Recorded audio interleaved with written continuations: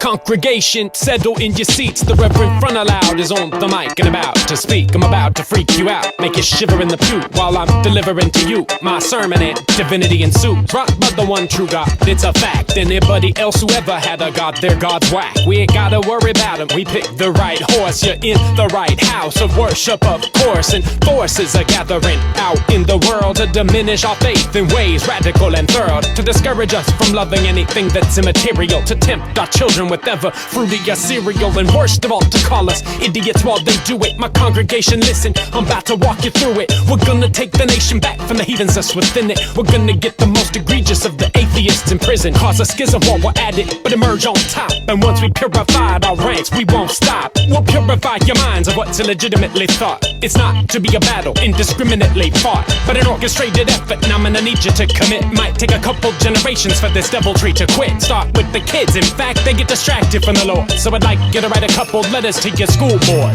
Do you really believe we were nothing but the monkeys swinging up in the trees? Don't it seem a little likelier that Adam and Eve did a lot of humping and that was the origin of the species? Do you really believe we were nothing but the monkeys swinging up in the trees? Don't it seem a little likelier that Adam and Eve did a lot of humping and that was the origin of the species?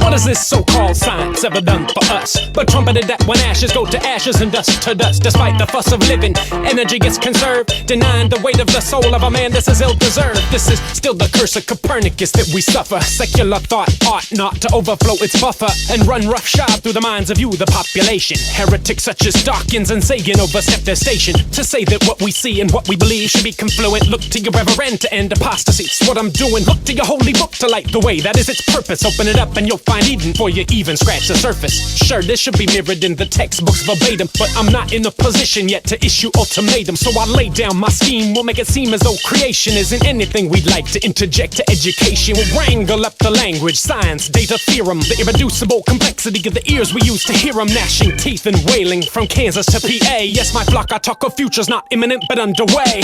Already established an institute for discovery. Discovered that Darwin is dead with outlook grim for recovery. School moms will soon say that he burns in a fiery sea. Think how much like paradise that's gonna be. Do you really believe we were nothing but the monkeys swinging up in the trees? Don't it seem a little like